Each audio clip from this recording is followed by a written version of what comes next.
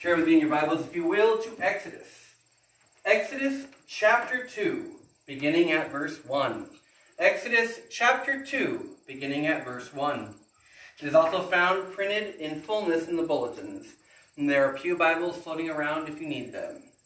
Exodus chapter 2, beginning at verse 1. A reading from the second book of the prophet Moses, commonly called Exodus, beginning in the first verse of the second chapter. Now a man from the house of Levi went and took as his wife a Levite woman. The woman conceived and bore a son. And when she saw that he was a fine child, she hid him 3 months. When she could hide him no longer, she took for him a basket made of bulrushes and dabbed it with pittum and pitch. She put the child in it and placed it among the reeds by the riverbank. And his sister stood at a distance to know what would be done to him. Now the daughter of Pharaoh came down to bathe at the river, while her young women walked beside the river. She saw the basket among the reeds and sent her servant woman, and she took it. When she opened it, she saw the child, and behold, the baby was crying. She took pity on him and said, "This is one of the Hebrews' children." Then his sister said to Pharaoh's daughter, "Shall I go and call you a nurse from the Hebrew women to nurse the child for you?" And Pharaoh's daughter said to her, "Go." So the girl went and called the child's mother. And Pharaoh's daughter said to her, "Take this child away and nurse him for me, and I will give you your wages." So the woman took the child and nursed him. When the child grew older, she brought him to Pharaoh's daughter, and he became her son. She named him Moses, because she said, "I drew him out of the water." The word of the Lord. Thanks be to God. Let's pray. O God, our Father, we thank you that you have given us this text and this person to look at, Moses. But we thank you even more that you have given us a greater personage and a prophet raised up among his people like unto Moses, namely Jesus the Christ, the giver of the new and better law, ruled by grace. Help us to find grace in our hearts for those who are troubled and sorrowing, and to look to your care and to your grace as sufficient in every danger, need, sickness, or anxiety. Casting our cares on you, for we know that you care for us. For we ask all things in the name of him who was born in the midst of danger and escaped another king, namely Jesus the Christ. Amen. Amen. As we open up into Moses' story, we open up to a fairly familiar story.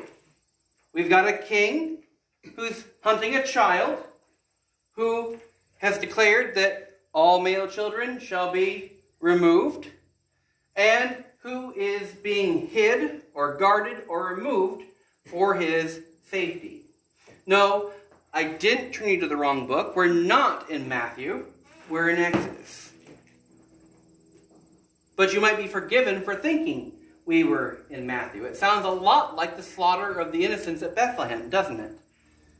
Herod, seeking a child, ordered that all male children should be slaughtered who were 2 and younger. And the child, escaping the king, goes to a place of safety for a time and is delivered. In fact, that similarity is intentional. When Matthew reads and writes and delivers, when Matthew speaks and writes and delivers his gospel, he is purposely building up Christ as the new Moses in the initial parts of his narrative. He's purposely taking the motif and the theme that we find here and applying it to Jesus' life. Although the events that are recorded in Matthew are true, Matthew pulls and points them out because they would resonate with his Jewish hearers that this was the new prophet. If you remember, toward the end of Moses' life, he says, "And the Lord will raise up for you from among your own people a prophet like unto me." Its initial fulfillment is Joshua, who, although we don't think of often as a prophet, we tend to think of him more as a war leader, but he is the first of the former prophets in the Hebrew Bible. They divide what we call the historical books and the major prophets and minor prophets into the former and the latter prophets, the former being the early and the latter being the later. But it has its ultimate fulfillment in Jesus Christ, the new Moses, who, in the culmination of this motif for Matthew, finds his way to a mountain to deliver a law. Sound like someone else? Except when Moses delivers down the law, he says certain things, and when Jesus goes up to a mountain in Matthew chapter 5 to deliver the law, he says, "You have heard it said," and he quotes Moses, "But I say unto you," and he goes further and deeper into the law, expounding the heart of the law. I don't want you to miss the Mosaic Christological connection. In fact, it goes even deeper when we read contemporary accounts of Moses' story from the life of Christ, from the time of the life of Christ. How many people have heard of Josephus? A few. Josephus was a Jewish historian that wrote around the time of Christ. He wrote several different historical books. His most famous are the Annals of the Jews and the Wars of the Jews. The Annals of the Jews deal with the history of the Jewish people from the beginning of creation up until just after the time of Christ.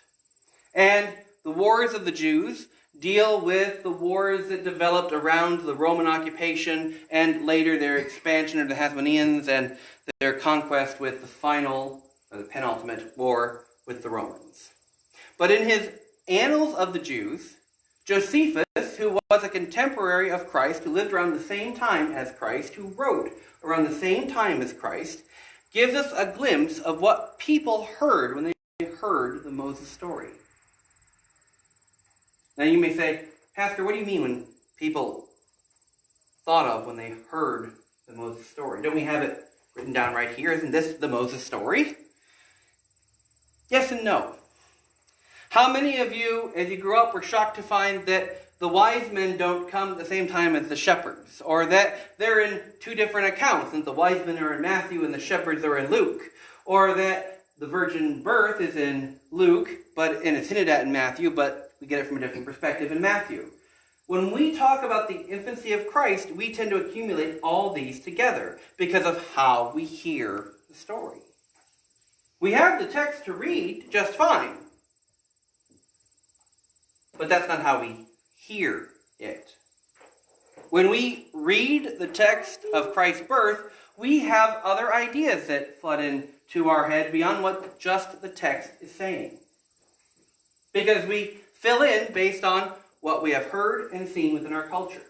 Whether that just be from nativity plays on the stage of church, whether that be from viewing different Christmas movies or Lives of Christ, we fill in that gap so that we can read Luke exclusively and our mind fills in, oh yeah, and later they have to go to Bethlehem. Oh yeah, and by the way, oh yeah, or excuse me, we can read Matthew exclusively and fill in, oh yeah, later they have to go to Bethlehem. Oh yeah, by the way, they're from Nazareth. Oh yeah. None of which is presented in Matthew. We fill that in. We can read Luke exclusively and go, oh, she's on her way to Elizabeth. I bet Joseph's getting that dream right about now, even though that's not included in Luke. We can even fill in extra biblical details that are so much a part of our presentation of it in our minds that even if the text doesn't mention it, they're there, right? Think of where Christ was born. And if you're from Eastern Europe, automatically you're going to be thinking of a cave underground. Is that what most of you picture? Or do most of you picture a wooden stable? Very much like the nativity displays we put out, with a star right over it, even if the star isn't mentioned until the house later. I would venture to guess most of you picture a starry night with a star shining right down on a perfect little Western-style, Norse-developed, cross-beamed stable that looked nothing like how stables looked in Bethlehem, because that's just how you fill in the details. So when the Jews read Moses' story or heard Moses' story, there were details that they filled in that they heard from their culture. And Josephus, when he gives us Moses' story, fills in details that Matthew picks up on. Because Josephus tells us that part of the reason that the king ordered the death of male children was because he had heard of a prophecy of a deliverer coming from the men of Israel. In fact, he gets into a detailed prophecy talking about how someone will rise up, a deliverer will rise up from Israel, and it will be the end of Egypt's reign. It will be the end of Egypt's complete control. It will be the end of that Pharaoh and the rise of another. It tells us that the princess had no sons, something that often we add into the story ourselves, right? Because of the Prince of Egypt, because of the Ten Commandments, because of other things that we've heard of, but that's not explicitly stated in our text here. They would add that in. They would add a little bit of his raising in the royal court, because there's a little incident that is talked about with his, the guy that prophesies his birth, saying, this is the guy, this is the kid, and trying to kill him. And you start hearing much more of Matthew's narrative in the bigger story that Jews heard when they read Moses' story. You start hearing of people that look at the stars, magi, wise men, coming and saying, a deliverer will arise, and he's a threat to your throne. You start hearing more about the idea of a specific deliverer that he wants to wipe out. You start hearing more about his life being in danger and being saved, not once but twice. And so you start to hear some of the details that Matthew was picking up on when he wrote his account of the slaughter of the innocents of Bethlehem. Now, I'm not saying that every detail in Josephus is necessarily accurate or should be added to the Bible. I'm just giving you a glimpse of what the ancient Jews would hear. Because that's important. Because it's important to understand the culture and the framework of what people heard when you speak, or when you read, or when you write. Anyone who has done any amount of public speaking knows that you can say one thing and people can hear another, based on the culture of the time, based on how words are received, based on the influence that goes into the hearers who hear you. And so I wanted to draw out those things because it's important to see those parallels between Matthew's account of Christ and Moses' account of his own life. But as we delve in, by the way, if you ever want to read Josephus himself, he's available. You don't have to get a book for him. He's available online anywhere. You just type it in. It's public domain. It's in English. It's easy to read. It'll take you, all of about 3 pages in a regular printed book. It's not a large section to read. So if you want to read that, I encourage you to go ahead and read that. But the idea of what people heard is important, especially around the time of Christ. Because the Christological implications that Matthew lays out for Moses are quite striking, especially when you consider the larger story that most people heard of and thought of. Because Josephus wouldn't be writing it if it wasn't what he had heard and what his people knew, because he's presenting his people's history to the world. So it's something that was readily understood and accepted at the time of Christ as being at least probably what happened. And again, it's not the same level as the Bible by any means, but it's interesting to see what people heard in the background behind the story. And it begins with, in our text, out the actual text itself, a man from the house of Levi went and took a daughter of Levi. A man from the house of Levi went and took a daughter of Levi. We add took as wife, but as wife isn't actually in the text. It's interesting that it's left out. It doesn't imply that they weren't married, but it's interesting that it's left out. There are a couple reasons why people think it was left out. No one thinks that they weren't married. Jewish rabbis come to two different conclusions. One is a long, involved story about Aram divorcing Jochebed during the decree because he didn't want his children raised up to murder, and then being shamed back into marrying him by his daughter. I think that's a large myth and invention. I don't think that's a good explanation. I think that's just rabbis being rabbis and telling a good yarn. I do think the other explanation is far more probable. This book is contained within a larger set of 5 books. In those 5 books, it is said that you cannot marry your aunt. Later, in Genesis 6, we find out that Moses' mother was his father's aunt in the Hebrew text. The Greek text later changes it to cousin. Well, technically it changes it to brother's daughter, but basically cousin. Now, whether it was actually his aunt, his father's daughter, or whether it was his father's sister, or whether it was just his father's kinsman, and they're using the word sister for a larger loan word for cousin, I think the reason why as wife was left out of the account was because later he writes, you can't take your aunt as wife. Although the law wasn't given at this point, the law will later be given within these 5 books by Moses. And so he does not write out, even though they were married, even though they were a couple, even though they did have children within the bonds of marriage, he does not write out as an example a marriage that he will later ban. But Jochebed and Aram are the 2 people who are mentioned here. Their names aren't given in the text here, they're given later on. In Genesis 6, we learn a little bit of their genealogy. In Genesis 7, we learn a little bit of their genealogy. But Jochebed is the mother, Jochebed is the Levite woman, and Aram is the man. And the 2 are married, but it doesn't technically say that. It says, a man of the house of Levi took a wife of the daughter of Levi, or a Levite woman. And it says, and the woman conceived and bore a son. And when she saw that he was a fine child, or a goodly child, or a fair child, when she saw that he wasn't deformed, when she saw that he had all of his fingers and toes, when she saw that he was cute as a button, she loved him. It's interesting that it's when she saw. Because remember, the decree had gone out to take Hebrew children and to cast them into the Nile.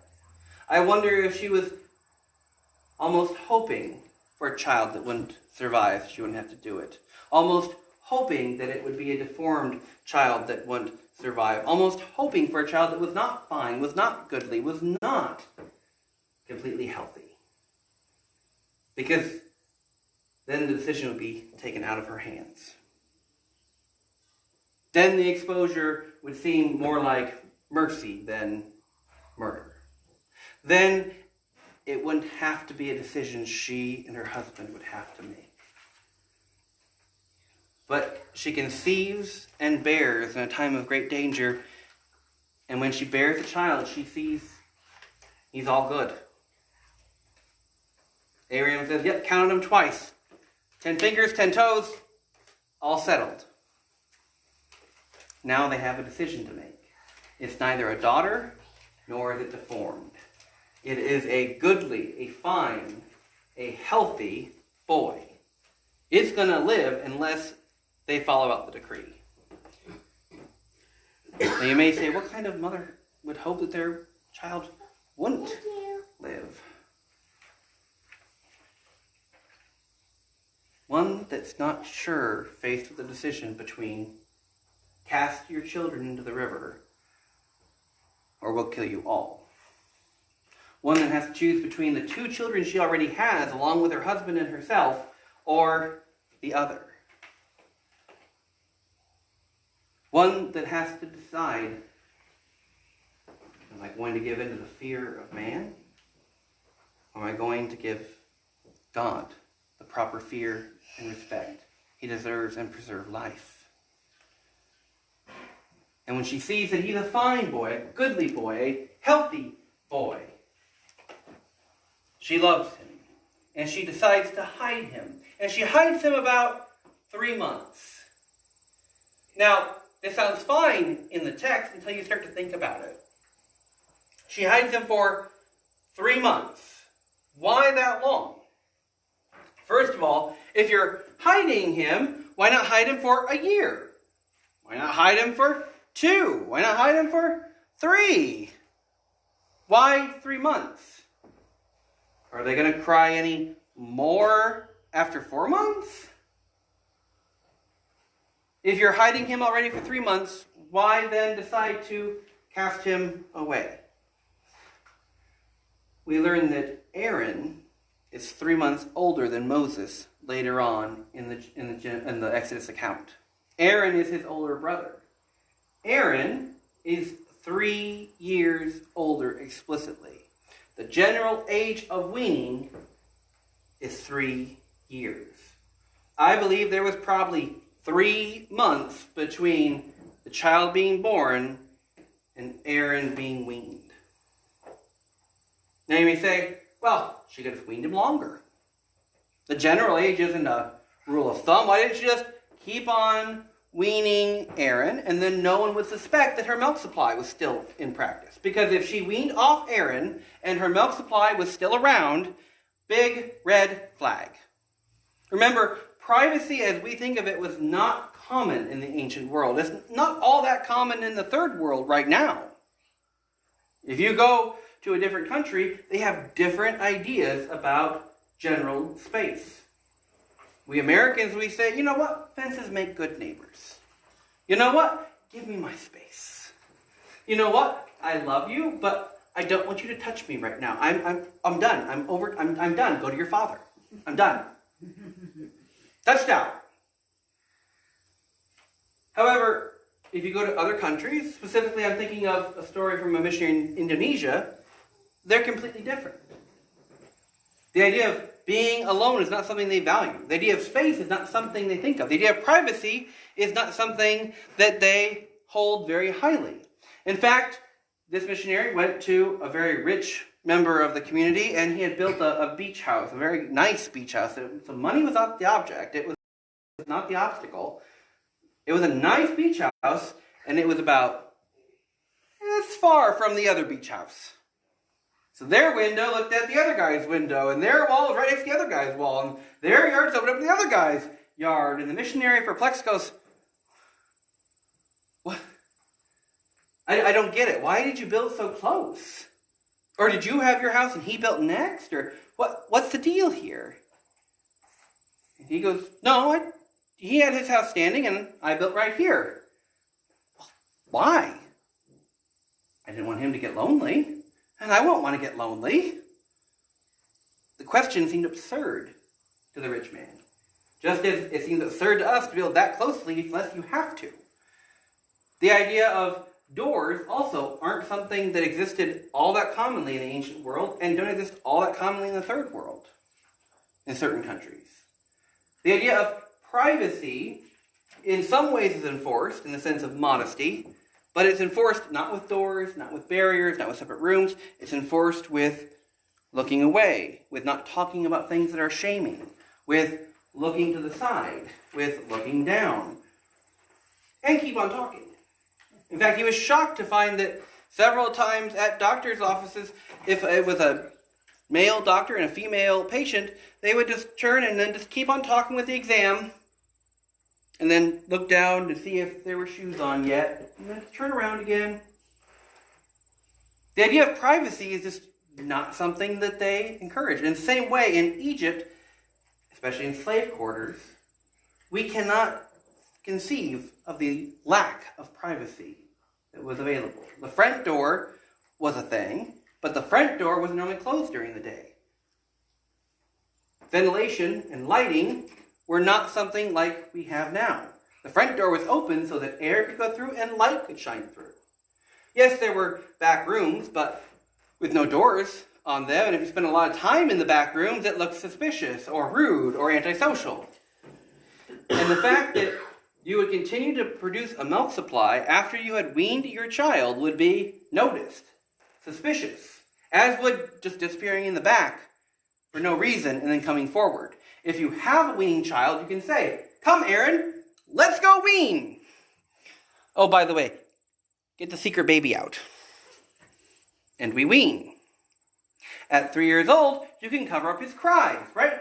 "Aaron, just stop crying so much. Geez, I know, he sounds just like a newborn, doesn't he? He's just crying all the time, I tell you what."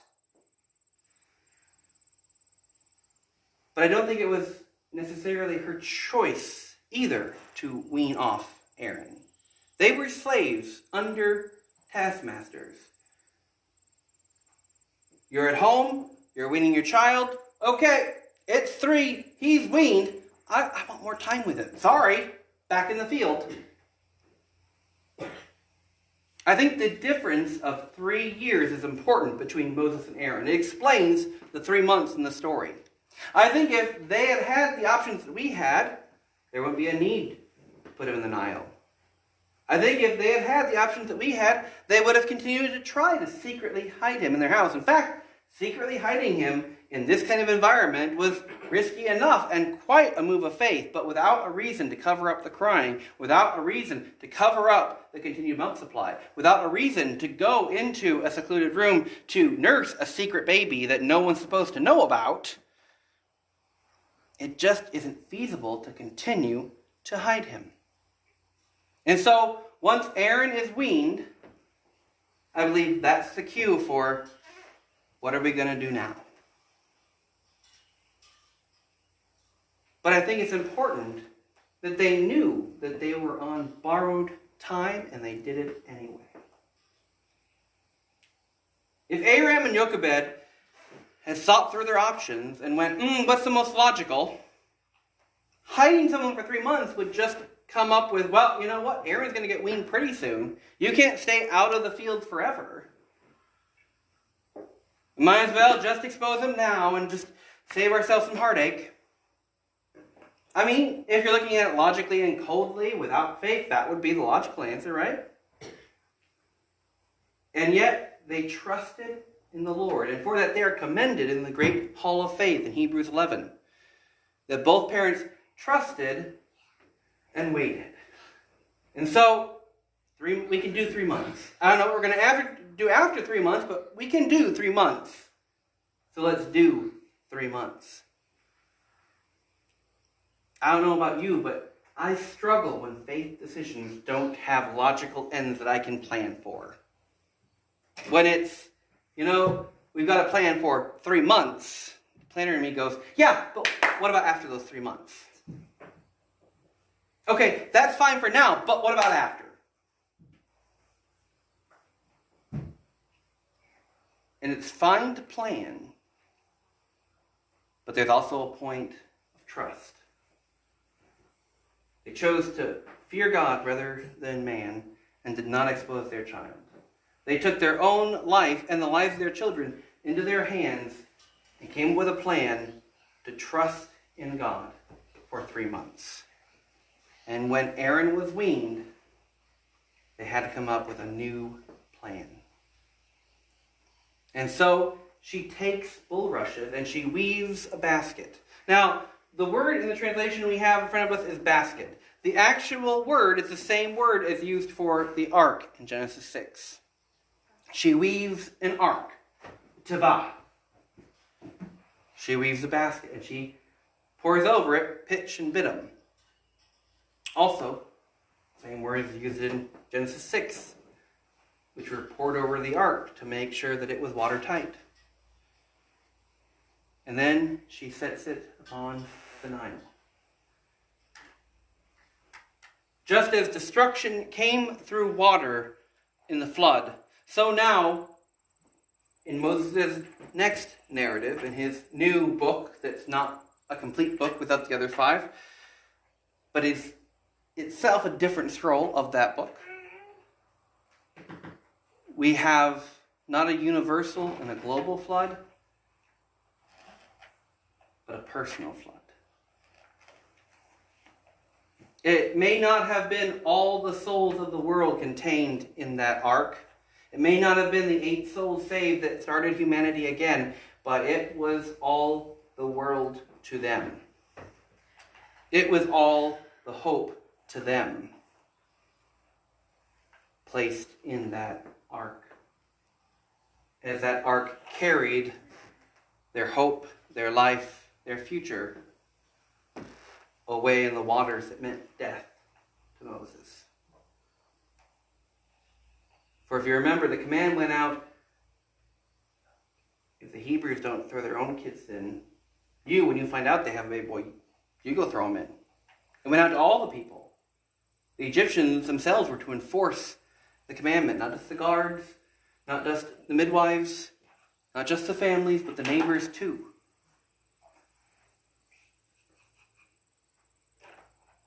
And so, in an odd reversal, she finally fulfills Pharaoh's command and places her son in the Nile, technically,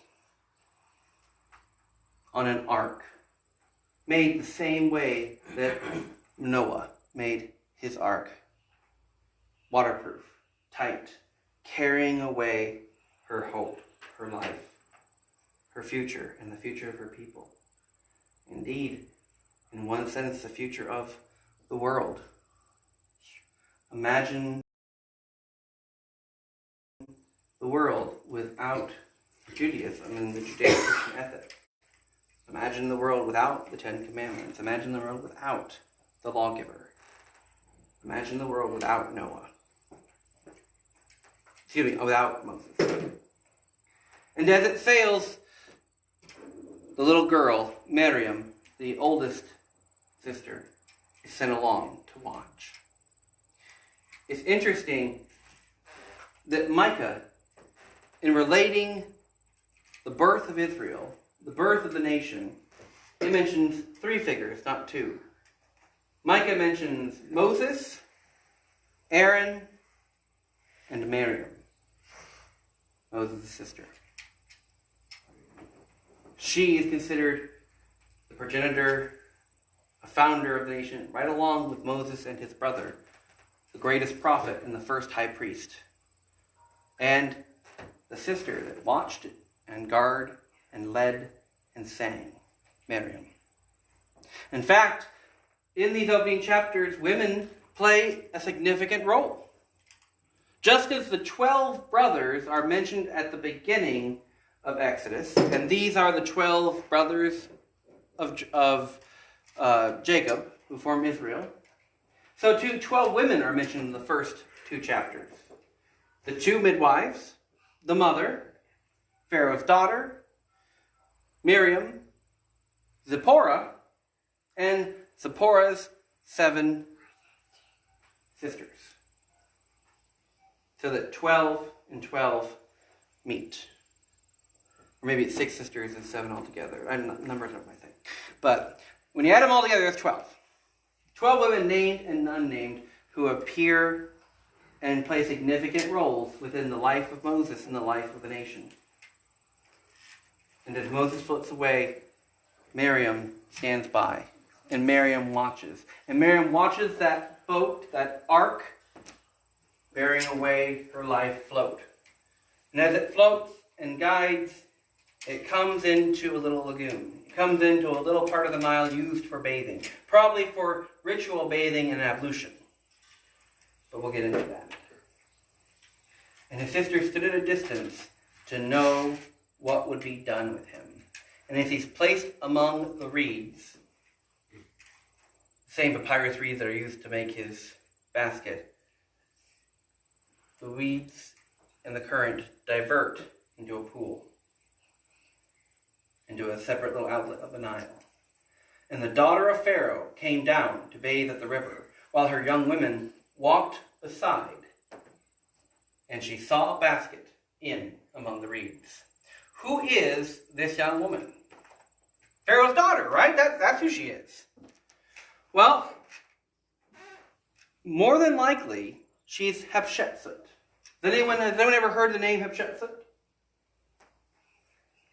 She is considered the first female pharaoh. Not technically true. There was technically one in the Middle Kingdom. But she's definitely the first one that we know a lot about, and definitely the first one and the only one that reigned the longest of the legitimate Egyptian women, not counting the later Greek reign under Ptolemies with Cleopatra VII.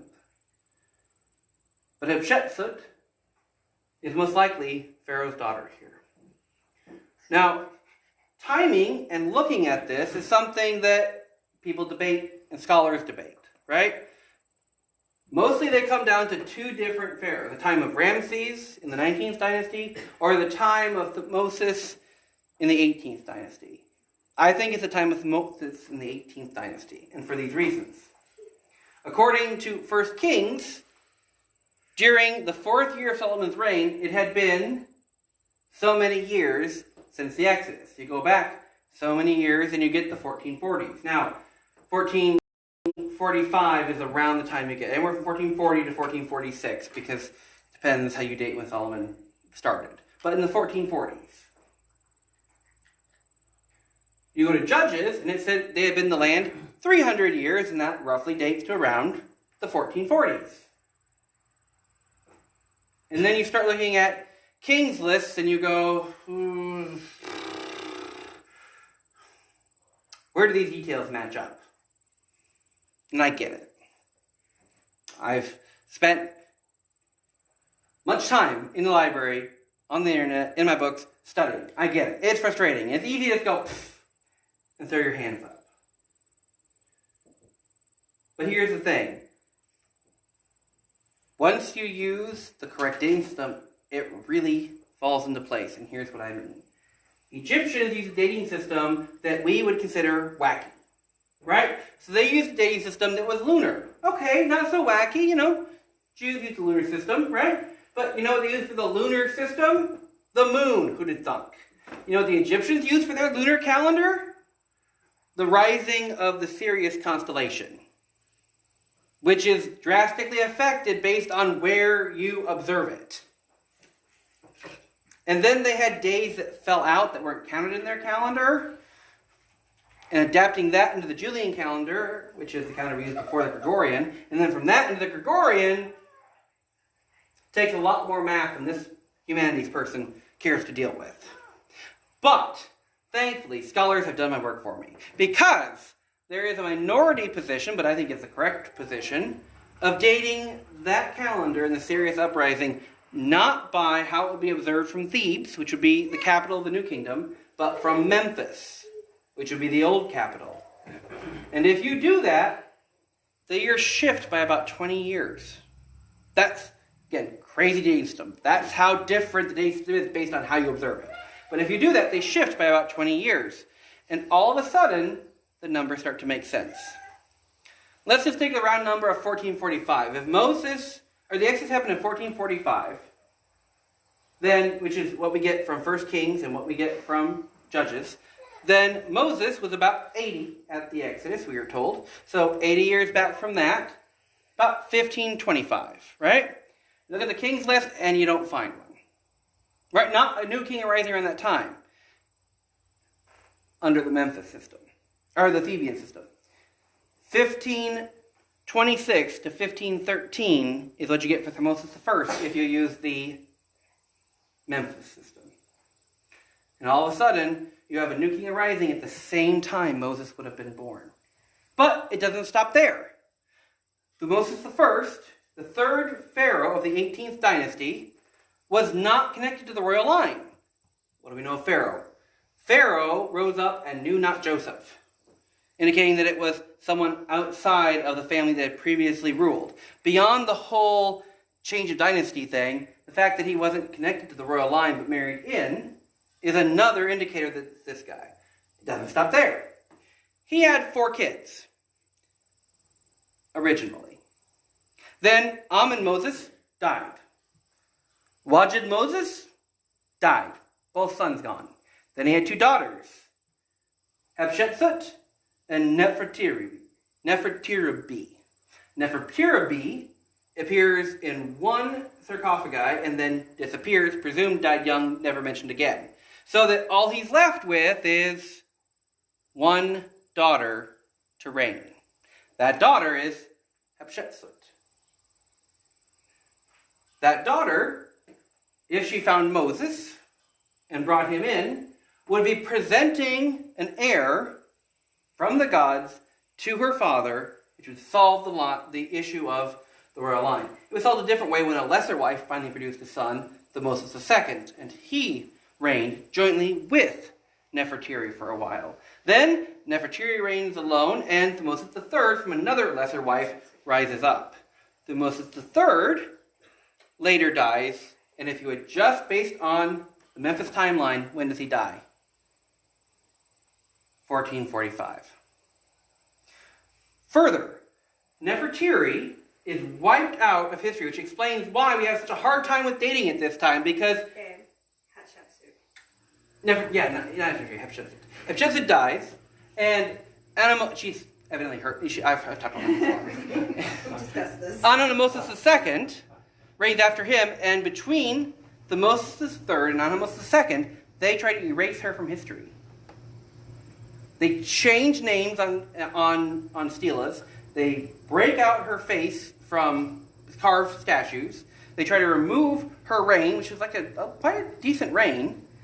And so it messes up the whole time frame, and that wasn't discovered and really worked out until the late 19th century, when French people finally got in to look during the French occupation of Egypt and went, oh, okay, there's more stuff back here, because they only destroyed the stuff in public view, not the stuff inside the tombs, not the stuff that was outside of public view, not the stuff in the royal palaces. They only did a half job, really. But why would you erase this woman from history? The old answer used to be just rivalry, right? Why would you have a woman pharaoh? That would just... But then we find out there was a woman pharaoh before her, and it was fine. And we find out there's a woman pharaoh later of Egyptian blood, and it's fine. So that doesn't solve the answer. However, if Moses was brought in by her, which became the downfall of the Egyptian army, because Thutmose III led great and high military campaigns, and after their chariots and their horses, which are new military inventions, roughly new, about 400 years new, but still roughly new, are destroyed in the Red Sea, this leads to Amenhotep II having almost no military victories. In fact, what he does in all of his steals is steal the military victories from Hatshepsut and put it to his credit. But it doesn't stop there. Furthermore, his oldest son dies. And we know it's not in infancy. He is named the commander of the cattle. So he's old enough to participate and act in the government. I did not write his name down. I forget it. It's another almond name. But anyway, he's a crown prince. He's active in the government. He may have even been married to the daughter that was produced by Nefertiti and Thutmose II. And he vanishes. He's in the inscriptions for about 14 years, so he's probably around 20, because you don't start writing inscriptions until you know they're going to survive. And he vanishes. And another lesser son from a lesser wife has to take over for Thutmose III and become Amenhotep II. But we're still not done. In 2007, a discovery was made, because Hatshepsut started to construct a tomb for her father, Thutmose I.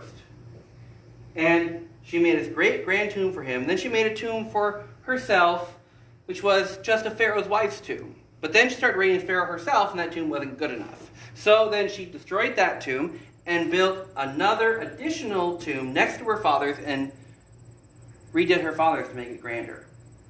Until Amenhotep II rose up, went and moved her father's body to a different tomb, destroyed the tomb that she made, and stole her body away. For centuries, we had no idea where she was. We knew she was buried in the Valley of the Kings somewhere. But to erase her from history, we never knew where she was. In 2007, a nondescript tomb was found in the Valley of the Kings, containing two... Well, I'm not sure if it was found in 2007. It was tested in 2007. It could have been found earlier.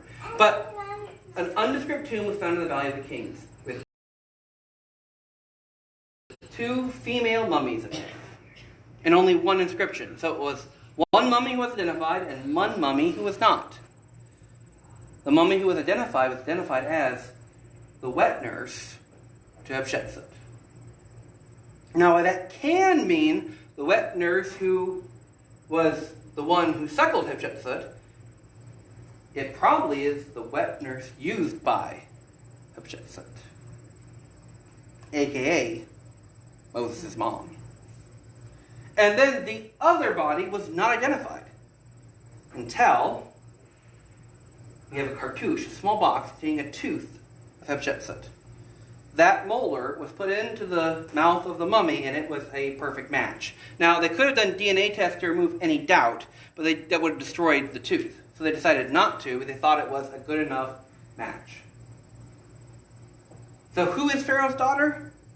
For my money, Pharaoh's daughter is Hatshepsut. For my money, Pharaoh's daughter, Hatshepsut, was blamed for bringing in Moses into the royal court, who would eventually lead to a military and political defeat in Egypt of dramatic proportions. They were beat by slaves. Yeah. You thought that the American Revolution was embarrassing for Britain. Nothing like that. It was incredibly unsettling and embarrassing. And where do we find Hatshepsut?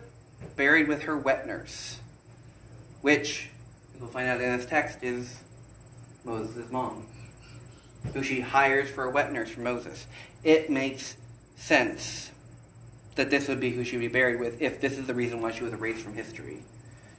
And to add insult to injury, they don't even identify her mummy, only the mummy of her servant. So often, we don't think of the Bible intersecting with history. We kind of put them in two different categories. We think of the Bible over here, and history over here, and neither the twain shall mix. Because, we don't think of the Bible as a story, but we do. We may say that it's true, but we think of it and its characters as insular, as not interacting with history. But it does interact with history. It is the main difference between us and most religions, is that our God acts in time, in history, in real and verifiable facts. And Moses was raised by, or brought in by, Hatshepsut, and may even be referenced in a cartouche. Under Seti the First, we have 2 sons that were born. And yet we have a cartouche mentioning 3 sons. Anan Moses, Wajid Moses, and Ra Moses. Ra Moses is never mentioned before. No royal birth edict, no royal tomb, no mummy preserved, not found anywhere else. And this one cartouche is the only reference to a royal prince, Ra Moses. Never found anywhere else, which is extremely odd. And it takes place under Moses the First. I think this cartouche was written in between the time of the death of his previous 2 sons and the birth of Moses II, who would eventually take over from a lesser wife. And during that time, Moses was the heir apparent and was put on the cartouche. Afterward, he was removed from the cartouche and removed from history. But we have someone named Ra Moses that we never hear of before and never hear of again, which is very... So when people come to you and they say, the Bible is not historical, the Bible does not tell you the truth.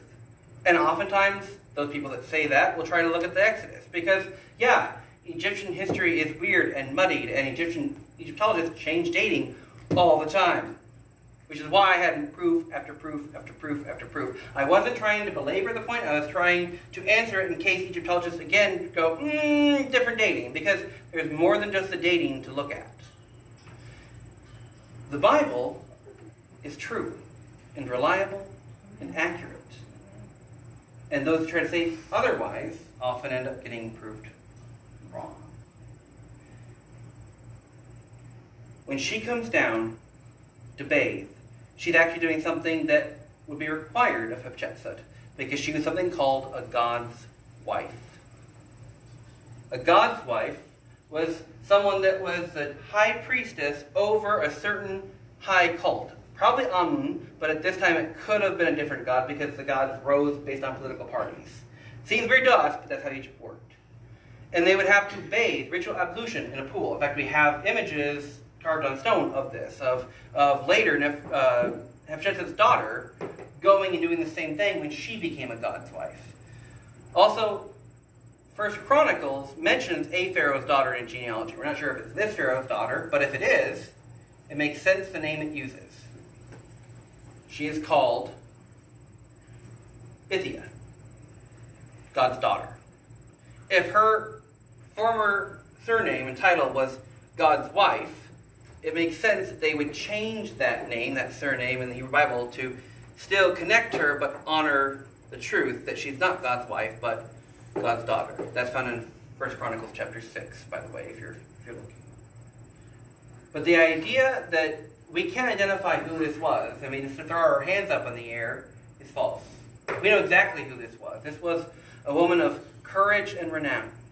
And when she went about doing her duties as required, she finds this child stuck in the bulrushes. And she pulls it out and she looks at it and she has pity. She sees the child and her heart cries. She looks at it and she can't submerge the boat. In the midst of doing her duty to the gods, she has compassion and does her real duty to God by saving the child alive. And doing so in the presence of witnesses. It wasn't a secret thing. Her servant was right there. And she refuses to let the baby die, to let the baby drown. She has to act. And as the little girl sees it, she goes, "Hey, you need a wet nurse?" Because royal daughters do not feed their own children. "Hey, you need someone to take care of him?" "Why, yes, random Hebrew girl. Yes, I do." Because she looks at it and she sees it's one of the Hebrews' children. How does she know it's one of the Hebrews' children? For a couple different reasons. A, the fact that it's floating down the Nile alone is a pretty good sign. But B, he would have already been named and circumcised at 3 months old. And so, although circumcision was practiced outside of the Hebrew faith, in Egypt, it wasn't normally done until you were 13. Ouchies. And only to certain priests and of certain gods. So seeing a baby circumcised with a dead giveaway with a Hebrew child, a Hebrew, she knows exactly what she's doing. And she takes the risk. Which is exactly the type of woman and person that Hatshepsut was. She's a courageous person, a fair person. In fact, one of the main things that we know about her reign is that forced labor projects were much diminished during her reign. Some older historians used to say it's because the taskmasters wouldn't respect her as a female pharaoh, and therefore she couldn't force them to work and had to pay them wages. And yet we see that her character is to pay fairly for service, to treat justly. For when they say, "Hey, do you need a wet nurse?" she goes, "Yes. Go and find a nursing woman among the Hebrews." Now she knows probably exactly what she's doing. Because a nursing woman among the Hebrews means someone disobeying the command. Just giving birth doesn't automatically produce a milk supply that's sustainable, especially after giving away the child. And so saying, "Hey, go find someone who's still nursing," dangerous. I mean, female children were still allowed to be nursed. But the general idea of having children was just a little taboo and touchy at the moment, with all the genocide. And so he says, "I'll go find one for you." And she goes back to Jochebed and she says, "Mom, come on. God has delivered him." And Jochebed comes into the very presence of the daughter of the king who is out of sons and has commanded the Hebrews to throw away their sons, and is able to take him back to her house and raise him for at least 3 years, so that he learns his faith, he learns his native tongue, and he is taught, along with being suckled, the faith of his fathers. And not only does she receive her son back from the dead, as it were, she gets paid for it. Go and do it, and I will give you wages. Now, this seems only natural to us. I mean, yeah, I'm going to do something for you. I'm going to get paid for it. Remember, these were slaves. Go and do it, and I will give you wages for your efforts. I will pay you for it.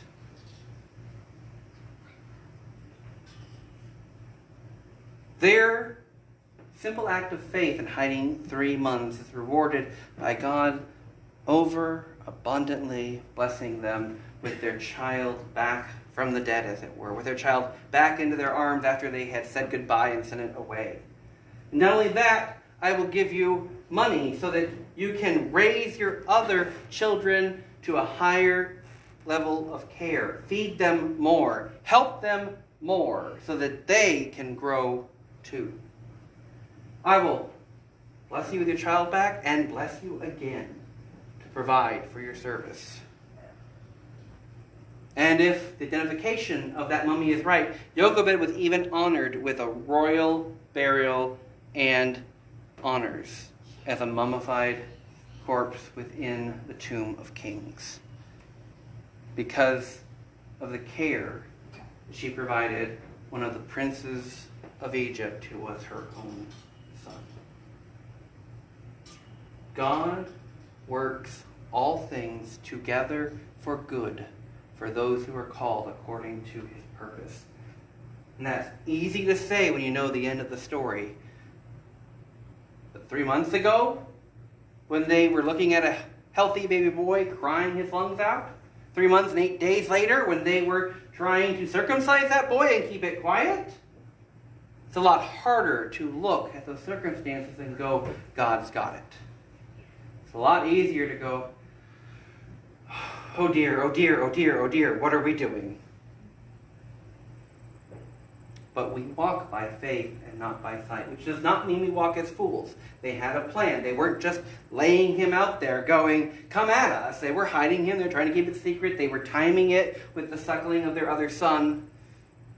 They prepared as much as they could, and then they offered what they couldn't do up into the hands of the one who orders all things. Imagine the faith it takes to say, we're slaves, and we have no control over our lives, and yet we know that you are in control over all things, and we offer you our son. Keep him safe. Save him. And then send their daughter out to see if their prayers are answered. That is deep and abiding faith in God. Rewards it over and abundantly in the giving back of the son and the wages. Finally, she has to return him back to Pharaoh. She goes to Pharaoh's daughter, she hands him back over, and he becomes her son. He's named as one of the princes of Egypt. He becomes like one of the sons of the king who tries to destroy through the daughter. And she says, I will name him Moses. In Hebrew, Moshe, for I have drawn him from the water. Now, the Hebrew word masha is to draw. And she says, I will name him, in Hebrew, Moshe, drawn out from. But it's continual participle, continually be drawn from, to draw out. Now, this is the Egyptian princess naming an Egyptian prince of Egypt, an Egyptian name, and the Hebrews are putting a construction on it. Did you catch something with those names that I listed? Thutmoses, Ramesses, Wajmoses. Moses means begotten or child in Egyptian, often attached to a god's name. Thutmoses means born of Thut or Thaw. Ramesses means born of Ra, with a very common name. I have to look at, have this memorized. Wajmoz means born of Wat, which I kind of looked at him as maybe Moses because Wat is one of the Egyptian water deities of Pyrrhus, actually, which reads he was found in, but he has a birth record, so it can't be him. Amen Moses means son of Amen, right? Moses means son of. Most likely there was a god name attached to that name when he used it in the Pharaoh's court. For my money, it was the name of the god Ra, the sun god. And he was called Ramoses, found in that cartouche of the sons of the Moses the first. But the Hebrews, because they had a word that sounded like the name that they named him, and because he was drawn out, they said, yeah, you might mean child, but when we hear it, we're going to say it means drawn out from, or drawn out of. And he will draw out the people from Egypt through the water, dry shod. So that Moses, Moshe, moves from child to deliverer. One who draws out, one who saves, one who plucks out, as through water. Foreshadowing the Exodus. Okay, lots of history. I get that. History heavy. Thankfully, we're moving past most of the history until we get into the final Exodus part of it. But the application of faith is timeless whether you like history or not. I get that for many of you, history is like numbers to me. I just kind of rolls over me. Numbers are not my thing. History is, numbers not so much. But whether it's the 18th dynasty or the 21st century, having faith in God is rewarded. Having a plan is not discontinuous or disingenuous with having faith. And trusting in Him who is able to deliver is always wise. We can learn from Miriam and Jochebed and Hatshepsut, along with Puah and Shapura, and the other women in these early chapters, how to have faith and trust in God, along with Abraham, his father.